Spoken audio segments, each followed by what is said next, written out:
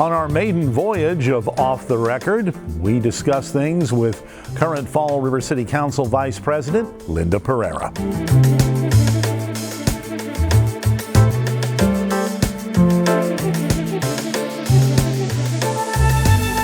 And a good afternoon, a good morning, a good evening. We thank you for finding us as we're coming from the studios of Bristol Community College in Fall River, where they have done yeoman service for us already on this, our maiden voyage. I'm Alan Zarek with WSAR Radio, and to my right is Joe Good, a renowned journalist in Rhode Island and in Massachusetts, along with Alaska. And next to her is one of the best photographers in New England, be it newspaper or whatever else you need photographed, Dave Souza. Joining us right now is former mayoral finalist, former Fall River City Council President, current Fall River City Council Vice President, Linda Pereira. Thank you, and it is very nice to be here with you, Alan, and Joe, and Dave. And we're calling this Off the Record. Right. I love it. Thank you. We can get away with a lot more that way. So this was your idea. I said, do a podcast. I miss Joe's reporting. Thank you. Because she always had it very factual. And I like that. I think people have to know what's going on. And it's funny because you hear everybody say, you need to be transparent, you need to be.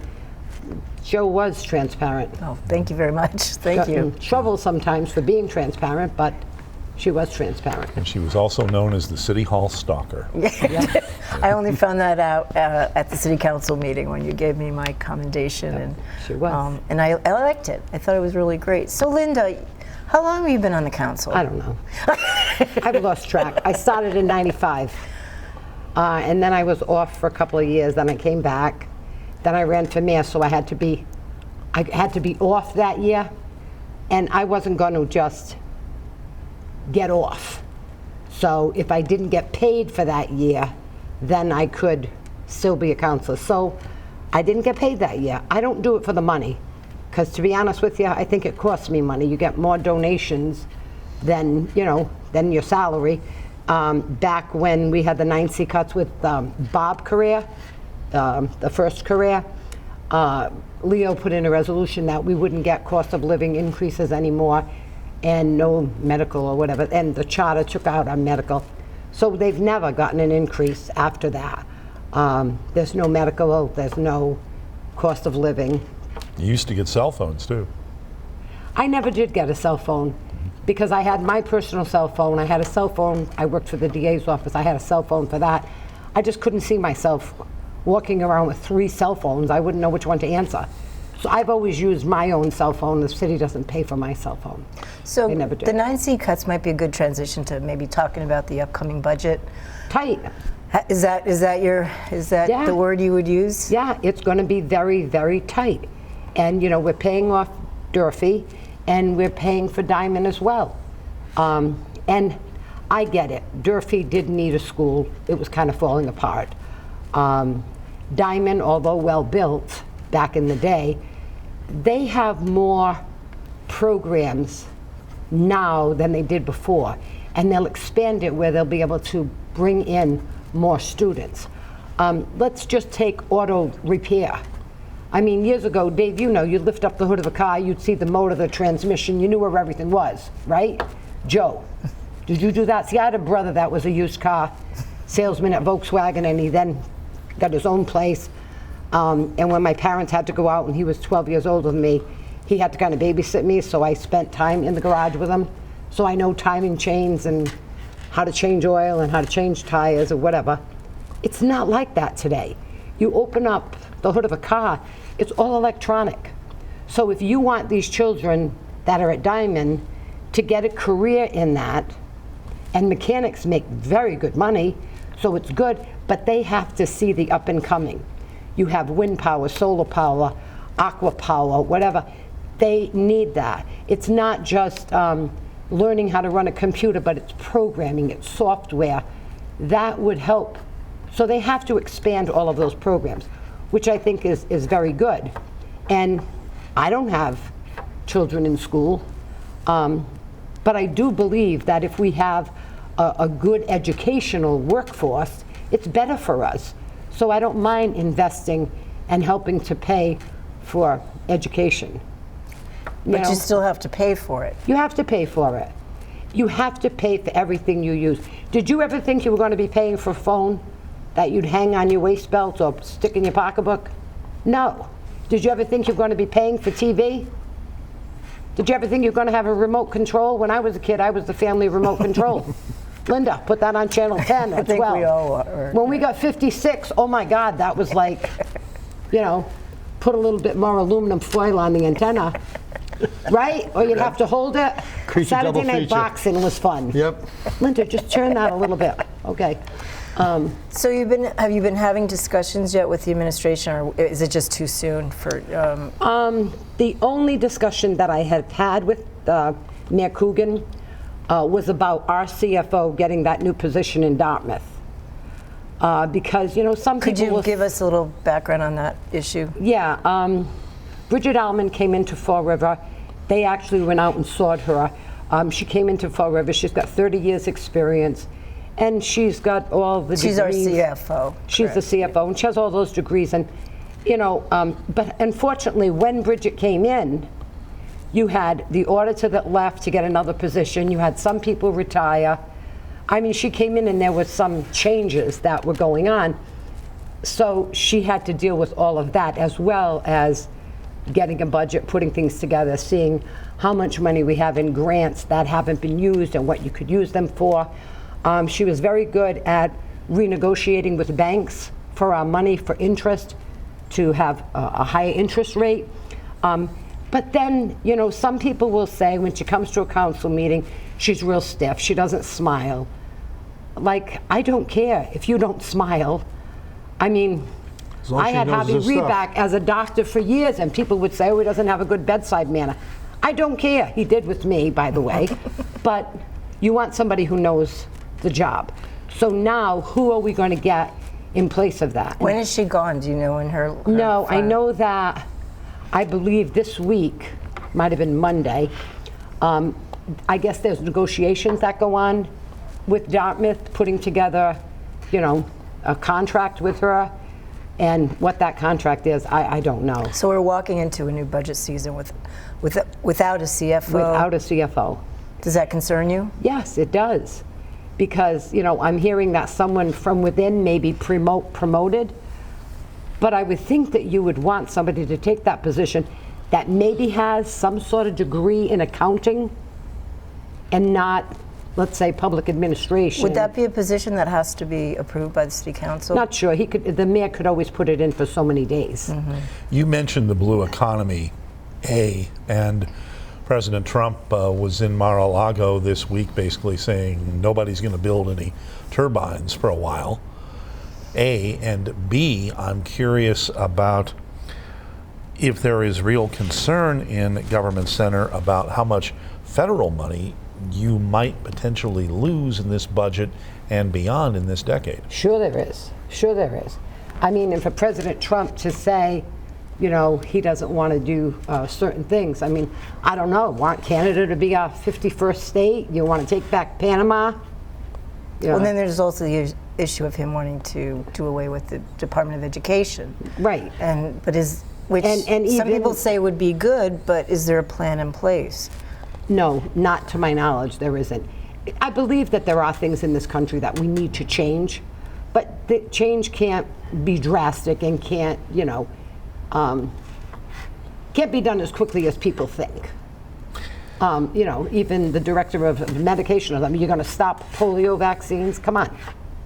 Like, do you make a decision like that, or do you want somebody who has medical degree, medical knowledge, has done research, has, you know, done writings, whatever, to come up with this is what we need to do, or this is a way to fix this? Fine. I think Massachusetts, I think that we give a lot back in services, because we've had people that move into Massachusetts and say Massachusetts gives us more as far as TDA and stuff like that, you know, welfare benefits, and you get more than that here than you do, let's say, in the state of Florida. So I know I've met couples who are here from Florida who have told me, I'm here because we get more benefits here. And Fall River has always been a community that looks to help the underdog. We have, how many soup kitchens do we have, or places to get food? We have a lot. The toy drives we have at Christmas time, there's not a child in Fall River that would go without a toy at Christmas. Maybe those groups need to consolidate so that, you know, people would get a little more. One of the things that bothers me a lot is the disparity amongst food stamps for certain individuals. If they're here on asylum or what have you, and they get a larger portion in food stamps, but then the senior citizen who maybe is now a widow and doesn't have a whole lot of money, and they're going to get $20 or $25. Come on. You've all been to the grocery store. What are you going to buy with that? Have you talked to the delegation at all about this? I have, and I think that they're aware and trying to work on things as well. We're a community, a state that gives a lot to our veterans, which I appreciate, because if it weren't for the veterans, the four of us wouldn't be here speaking our mind. But Massachusetts now just increased it, so if you are 100% disabled vet, you get $1,200 twice a year additionally, and that helps them. But other states don't do that, so people may come here for that and other, you know, cost benefits, the rents. Well, can we talk about housing? The city Yeah. council seems to be taking it up. Is that a fair? We're trying. We have spent a lot of money. Excuse me, we've spent a lot of money in resources and services, and you have teams that go out. You have social workers, you have medical, you know, you have all these churches that will go and bring food. You'll have, but then you pass an ordinance that says you can't be in these places, but now we're sending heaters, and so that confuses me. Because to me, you're enabling some people to remain there in the cold, especially now in this frigid weather. But don't you have a heart for some of these people that are there? And it's like, let's look at mental health. I think when Governor Well shut down Paul Deva and part of Taunton State, he hurt us. Because bringing people back into a community is a wonderful concept, but how do you support that concept? Who's checking on these people every day? I know a priest that saw a father and a son, an adult son, living in a car near his church. A couple of weeks. Went over, had a conversation with them. Let me try to help you get an apartment. Got an apartment. They furnished it. They brought food, everything. A month later, they're back in the car. The priest went over and said, "What's the matter? Why are you back?" "You know, Father, it's really tough. I got to pay electric bill, gas. That's too much for my head." And there are people that it is too much for them, and they don't know how to budget, and they don't have the money to budget everything that they need as well. So Well, there's a lot of social services in Fall there's a River. lot of social services. Do in you Fall think River. that they are cohesive? Do you think that they're all talking to each other? I know Yes. you do. They do. They do speak. They do speak to each other. But to me, if you're bringing food and doing all of these things, then it's less likely that they're going to come and get help because you're bringing it to them. Do you know what I'm saying? You're bringing it to those people that are in a really bad situation. And what do? You turn your back? No. Everyone has a right to eat and have food and have heat, and it's really a difficult situation. Everyone has been afforded the opportunity to go to a shelter. A shelter has rules. Some people don't want the rules. So what do? I mean, I know they were looking at maybe a wet shelter where that wasn't that bad. The Tomeo Center is open A wet again. shelter would have been where they're allowed to use on the premises. Yes, with or with supervision. Yes, or have Or be- drugs or alcohol or right. what have you. In other shelters, you can't go in high, you can't go in drunk. I mean, there's other people there. Everybody has a right to be safe too. So it's not a quick one fix. It's just not. Linda, there's been discussion in Massachusetts. Rhode Island is going to open one. New York City has a couple of these. that are basically locations where those who are addicted can safely use under supervision of a doctor or a nurse or a trained clinician. Should Fall River have one of those? That might be an answer to one percentage of people that have that issue. Not everybody does, but it's complex. It's not that is going to fix everything else. It's not. It's not going to fix everything. The city council passed an ordinance, right, which, with the support of the mayor, I believe, about being able to fine people who are living in in public spaces. I talked to one of the outreach workers recently, and there have been some homeless people who have been receiving these citation tickets. I'm not quite sure. Could you explain that ordinance? To be honest with you, I haven't heard of anybody receiving one, so I couldn't even begin to tell you. I do have that on my list to talk to the mayor about. I usually try to direct him before city council meetings on any questions that I have, and that's one of them. This was passed, you signed it, what are we doing with it?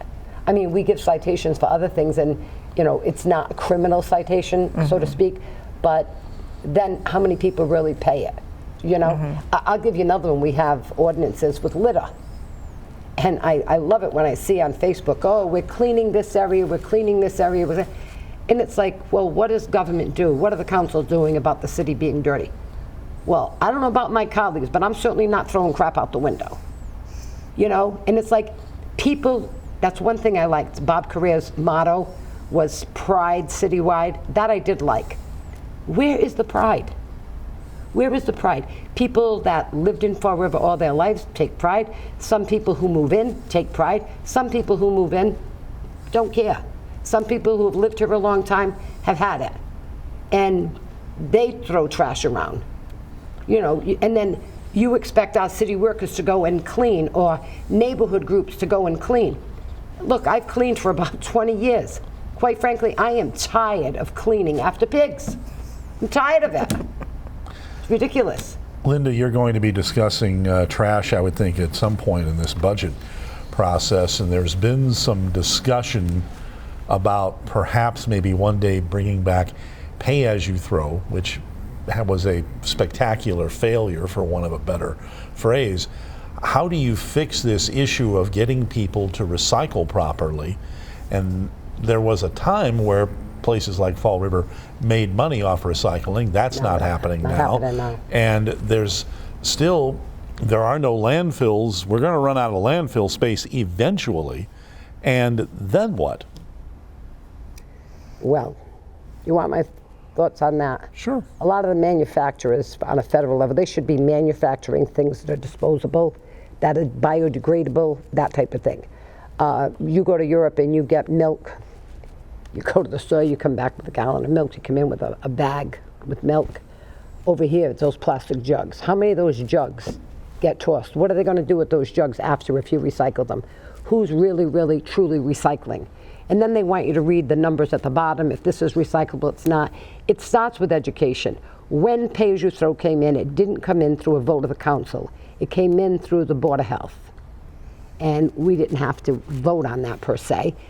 But the state had this lengthy procedure before you put in pay-as-you-throw, before you put in the bags, how to educate. So really we need to go to the schools, we need to start educating there, kids tell their parents, and then have other public service announcements on what you can do, shows like this, on how people can recycle. You've got to do some of that. But right now, it's costing $2.5–3 million to get rid of our trash. That's a lot. Is that annually? Yeah. And people will say, yes, I should say not yeah. This is your new show, and I don't want to, You say yeah all you want. Okay. But some people will say, I would rather have the $10 per month. Every unit pays $10. Now, when that came in, how many landlords raised it $10? When that got taken away, how many landlords said your rent is $10 less? They didn't, right? But most people feel that it should be the bags because you pay for what you use. But then again, we paid for bags.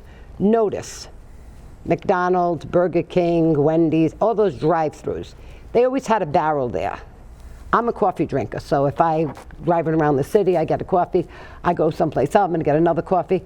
I wanna throw this one out to have my holder for the next one. Well, you can't.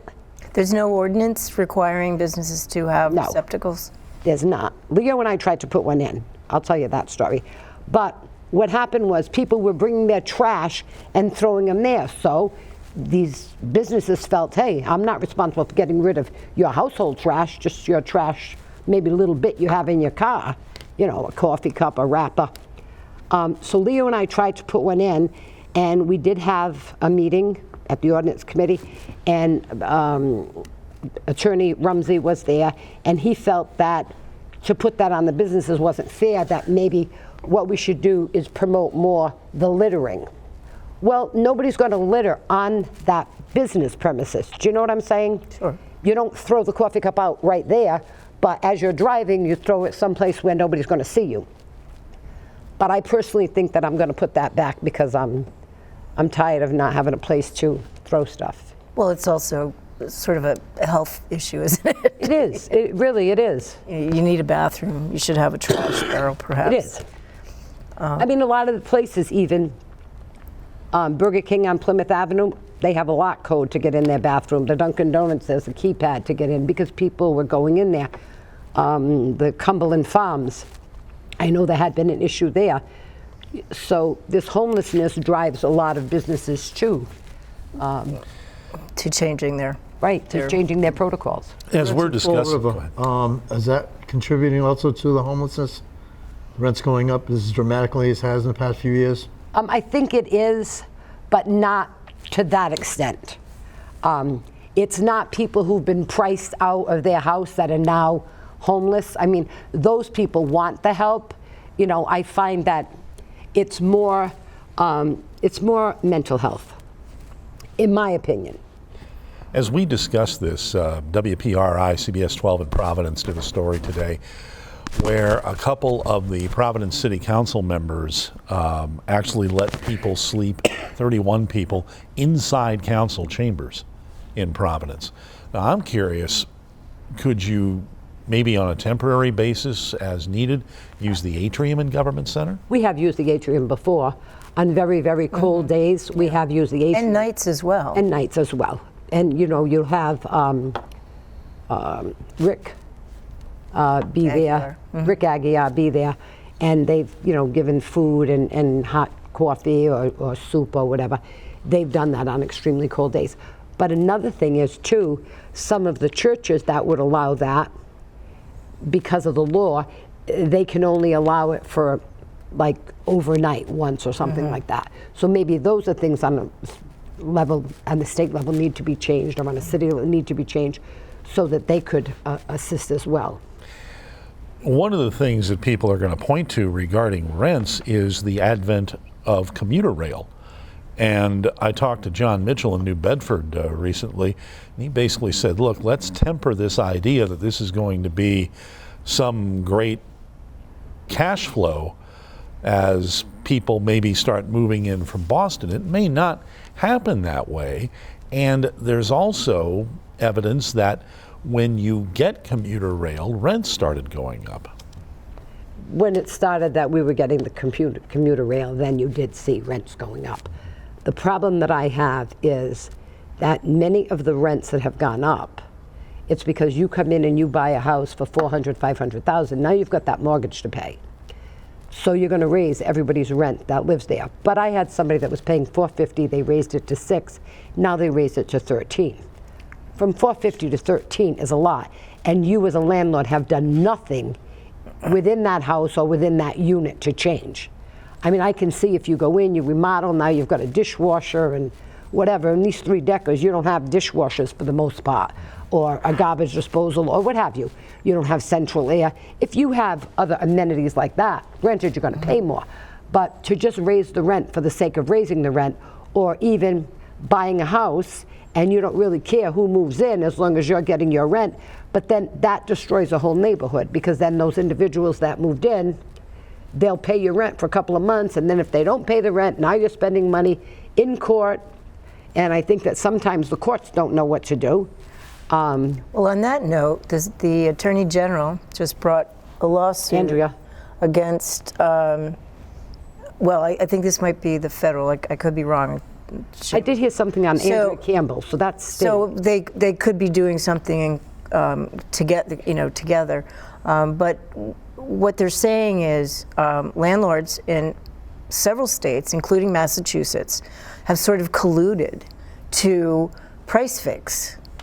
And now they're going after them in court. Would you support that? I don't think that they can go after them in court. I don't think we show where the collusion is. But if I bought a house for $180,000 or $200,000 7 years ago, and I'm charging $700 rent, and you come in and buy that same house, and now you paid $450, $500, what's your mortgage going to be, and your interest rate versus what mine was and the interest rate? I believe in Cambridge, they had tried to do rent control, and houses started falling apart. Because if you couldn't raise the rents, then you couldn't fix the property and do the additional things that are needed. But I think that some of these landlords that are coming from out of town, buying property and not having someone here to manage it properly. I mean, I know a house that was sold, a 6-family, and I drove by the other day and there was all trash in the gutter. There would never have been trash in front of this house. There was a stroller like over the fence on the yard. You would have never seen that before. That landlord wouldn't have allowed that, and that landlord would keep the property clean. I mean, we have street sweepers now. I'll tell you, when I was a kid, you probably were too, Dave. Weren't you the street sweeper? Didn't you have to clean the gutter? Kept it clean or else. Yeah, that was like a Saturday chore. You know, sweep the gutter. Did you have to do that where you lived? No, I lived didn't have in gutters? flyover country, and we had yards and everything. Very Brady Bunch where I lived. But yeah, we had a front yard. How about you in Pawtucket or whatever? Cumberland, no. Cumberland. No. You didn't have a curb in front of your house? No. it's I was out in the woods most of the time. Hey, they were playing. lucky, Dave. We were city kids. We had to clean the gutter. But today, you know, you don't see people doing it. I saw a lady on Bedford Street, you know, a couple of months back, and she was sweeping in front of her yard, and she had a pair of scissors. She was even the weeds from the sidewalk. I pulled over and said, you know what? Thank you so much for keeping the city looking clean and tidy. I really appreciate that. And that's about pride. I mean, just It bringing in is. pride. So if I could change gears a little bit Sure. to economic development, i.e. Route 79, That's a big one. the train coming. What are you hearing about the progress of, I mean, I know we see Route 79. Every time I go down there, it's a different, you know, it's Well, they've actually opened a new section now. I know. Yeah, so Yeah. who knows? I'll be honest with you, that needs to have a lot of eyes and ears on that project. Because if you do that right, it's going to be beneficial to the community. If you don't do that correctly, then what have we done? I honestly, and I said it because I went to those meetings and I give my ideas, not that they listen to them. Like when they did the other part, I thought all the wires should have been underground, but that would be problematic or costly. For the infrastructure. For the infrastructure. But, you know, if they were doing that in Newton, I bet you they would have got it underground. Well, Years ago, when they were building Route 79, it took for years. They destroyed houses, they got everything out of the way, and that was an open wasteland for at least 10 years or so before they finally started on it. Finally works, and now they tear it up. Yeah, Government at its best. I agree. I personally think that where Duval Street is and then the street above it, what's the name of that street? You know how they I'm have sure. I know what you're talking about. one road here where the gas station is. Well, that's all considered Duval now, both of them. But it was another name years ago. Well, to me, they should have been together. So you'd go down and you'd come up, and that way all this land would go right to the waterfront. But there were too many cuts that they would have to make to get in to the other side. Well, that's crazy. what are you hearing about how the state intends to distribute those 16 whatever? We're not sure acres? how they're going to do that Still yet. not sure? Still not sure. I've been asking, when I was No, working at still the not Herald sure. News, I was asking that question for a good year and a half before I left. I've asked it too. Still not sure. And still not sure. Just like, you know, what is the date that we're going to have the train, the inaugural train ride? Still not sure. It only took them, from what I can say, about 35 years from when they announced it. What are some of the Hopefully. things? What is Well, but at least we did it. I think some of what they should have down by the waterfront, they should do wraparound service because you're going to need parking there. But if you had the bottom floor where that was stores and boutiques and little restaurants, and then parking on top, and then if you wanted to put apartments above that, you could. But it should be something layered like that because you're not just going to put a parking deck there. You know, like I got a bunch of calls when it came out that we're going to knock down the police station. Something came out about that in the newspaper. And people were like, a parking lot? Like, couldn't they do something else there other than parking? Yeah. Well, you've got a lot of market rate housing going into downtown, and most of the developers have been able to go, you know, with the blessing from the zoning board to not have the required zoning parking board spots. kind of gives things away sometimes. I'm not thrilled with some of the decisions that are made, but I'm not on the zoning board, and you know, you put people there thinking that they know what they're doing, whatever. It should be some type of a topographical problem that you want, you know, some zoning change. But now with the shortage of housing too, I remember going to zoning board meetings when somebody wanted to make an apartment in the basement and they wouldn't allow it.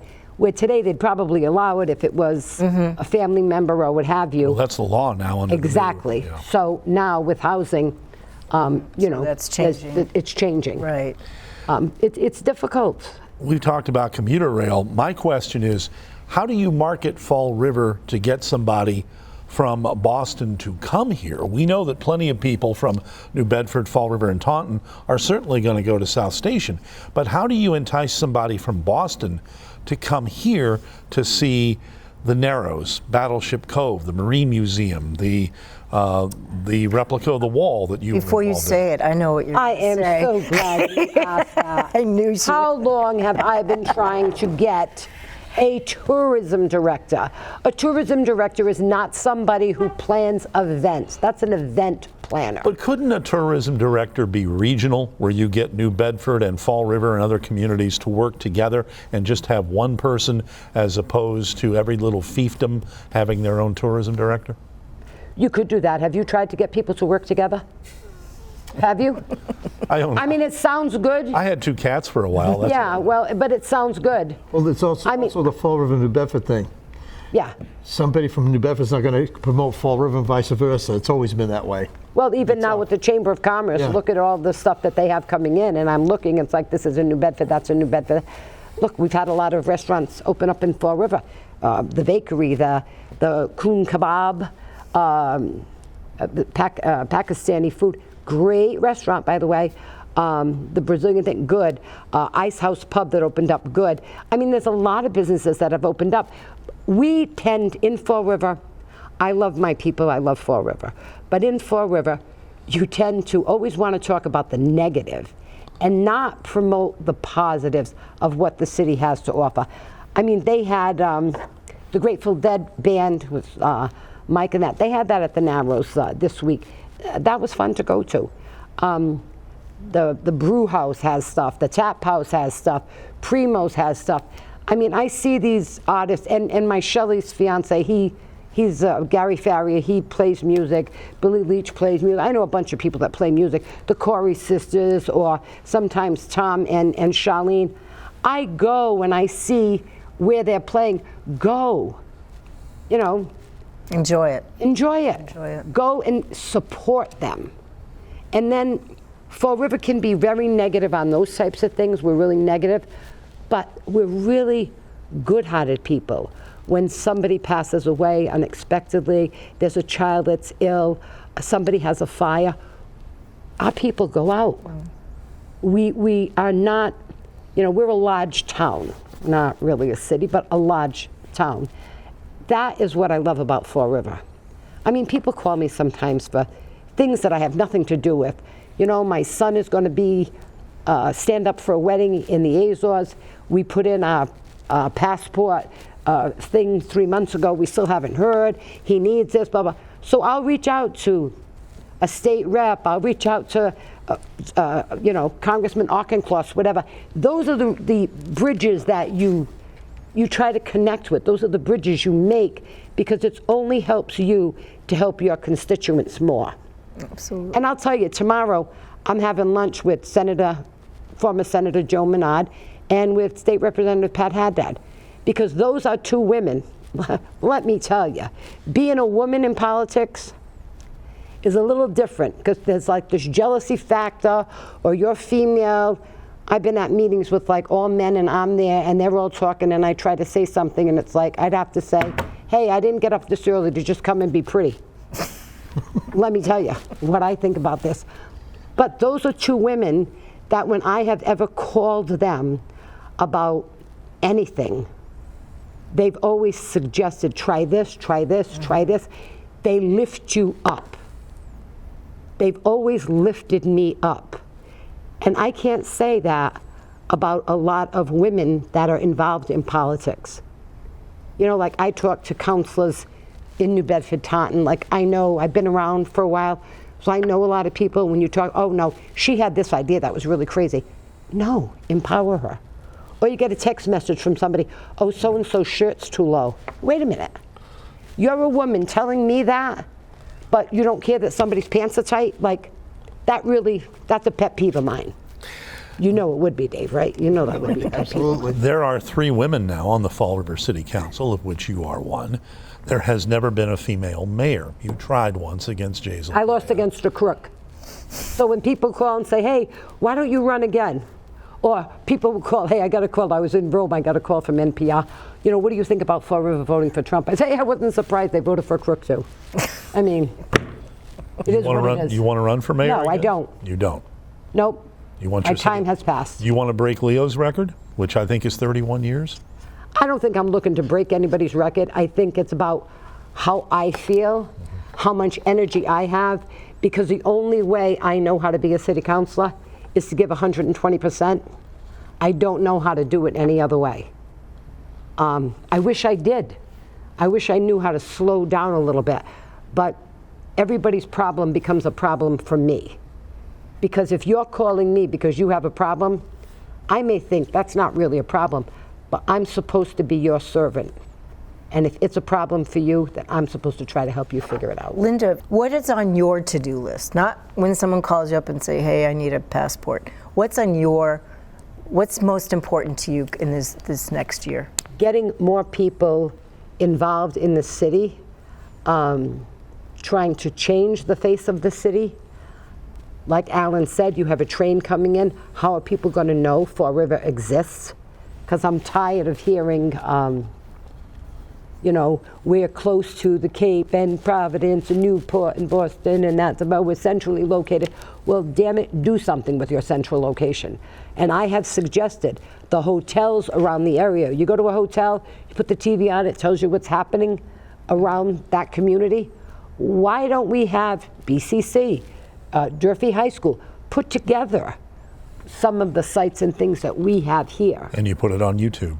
There are Put it several on Massachusetts YouTube. cities Yes. and towns that do it right now. Put it on YouTube. Put it on a TV at some of these hotels. I mean, look at our cemetery in the city, Oak Grove. Louis Latimer's there. We all think Thomas Edison invented the light bulb. He kind of did. But Louis Latimer, an Afro-American gentleman, he created the filament that kept the light going. What credit did he get? None. Let's talk about that. He's buried right here in Fall River. And they had a great event. Mm-hmm. I went. It was a rainy day. I was there too. Right? Yeah. But that was great. You look at Louis Howell, who was a speechwriter for Roosevelt. And that brought people from all over. It brought people from all over. Not just his family. Nope, it people was from all over. It was historians. It was people who just were interested in that time period in history. It brought people from. I think I met people from New Jersey and out west. And you're right. I met a couple from New Jersey. There was a pigeon convention here a few years back. And somebody asked me to, they had a bus, if I could tour people around Fall River, and I did. And when we went to Oak Grove Cemetery, we all, everybody wanted to know about Lizzie Borden and that. We showed some other things that were there. But there was a couple that were leaving, and Tom Eaton was there at the time. He ran the cemetery. And Tom said, Linda, this is Mr. Howe's great-grandson.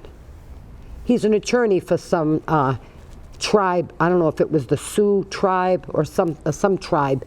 And his fiance, she made jewelry. She gave me a beautiful necklace. But they were shocked that I was there with this whole busload of people. And there were people from Japan, from China, because those racing pigeons, Jesus, I was at the auction when they had, one went for like $50,000, $20,000. But they race with them, and it's a big thing. But they were so impressed at the stories of what we had here. I can't remember the man's name, but he owned a lumber yard.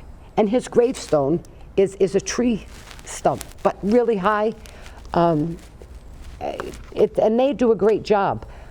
But you know, I hear a lot of people complaining about taxes going up. Look, I don't want to pay more taxes either, but I want the service. You're not going to get silver or gold service with aluminum foil or tin. Doesn't happen. We need workers here, and we need to pay some workers more money to keep them. We have people that are leaving because they're going to make $20,000 more working somewhere else. Would you leave if you could get a job making $20,000 a year more? Sure. So I know a woman that works at City Hall in one of the clerk departments that also works at Market Basket. You know, from like 10 to 4 in the morning, and then comes to City Hall. You know, there are people getting food stamps that are working full-time jobs at $15. That's sad. It's sad. Like, our country really needs to take a good look at that.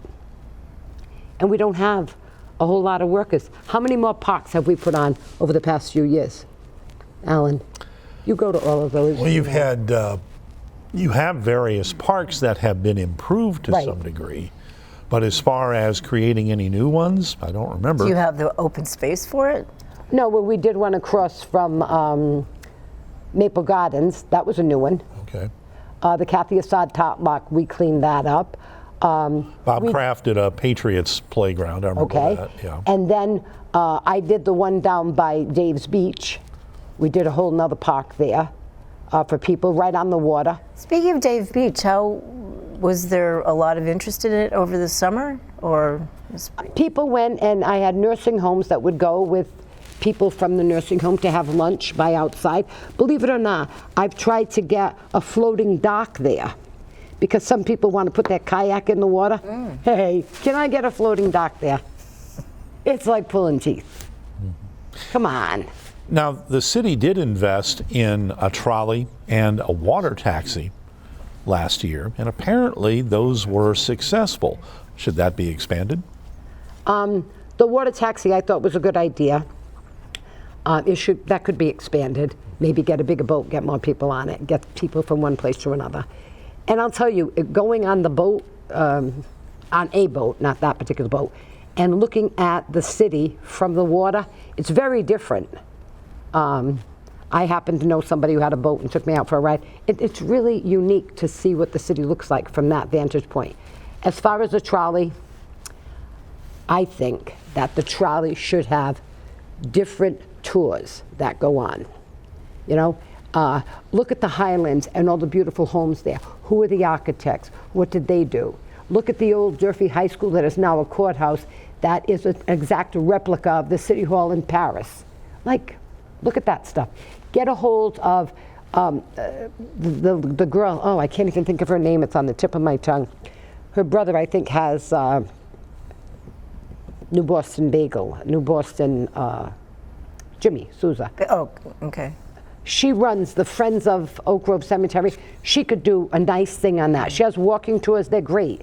And I think we need to really improve the website. There should be one calendar that says every event that's happening, whether it's a church feast, it's a benefit from somebody, you call in and somebody programs all of that. So I can go on the computer and I can look and say, oh, these are the things that are happening this weekend in Fall River. Because people are into that technology stuff. So should the city have an app that people can download? Of course. Why don't we? I don't know. We've mentioned it when I was at tourism. I mentioned it. You know, should we have, you know, sing karaoke and run around the city on a trolley singing karaoke? Well, that's a fun thing to do, as an aside. But do you pay for the trolley? Or do you just pay the driver? You use the trolley for free? How does that work? We tried to cut some of the expenses. And Councilor Reposa brought up something good. If it's a school event and you're taking a classroom of children, could it be less expensive if they're visiting something within the city? Yeah, I thought that was a good idea, and I agreed with that. Possibility of a coin and currency museum coming to the Bank Street Armory. What have you heard about that? I asked the mayor about it on the newsroom every Friday, and apparently there are still negotiations they have walked through with contractor, and it's just a matter of figuring out how much it's going to cost to rehab the interior of that building, because it's not in the best of shape. Oh, have you gone upstairs, Alan? The last time I was in that building, I think, was when Fall River Recreation was in there. It's been a few years. But have you been upstairs? No. Okay. The upstairs is fine. There's some flooding down in the bottom from rain and not taking care of things. And it's the city's fault, because we should be taking care of the buildings we have. I would like to see some kind of a connection done, if that comes to fruition, to have an area there that the city could use, similar to what they did in the Flint, where we pay $1 a year and they have the senior center there. I wish that there could be something like that. So that the public does have access. Another goal of mine, like, we need to do more things for kids. Everybody says youth is important, youth is important. We need to do stuff with youth. But what do we do? What do we do? We gave the Viva Fall River group $640,000. I want to know where that money has been spent and what has been done with that. That's ARPA money. What has been done with that? We gave a couple of million to people during COVID. Children that were taking dance, boxing, any kind of sport or arts thing. What are we going to do with that? SoCo Art, great artists that are down there. Why not have, you know, Friday art show here?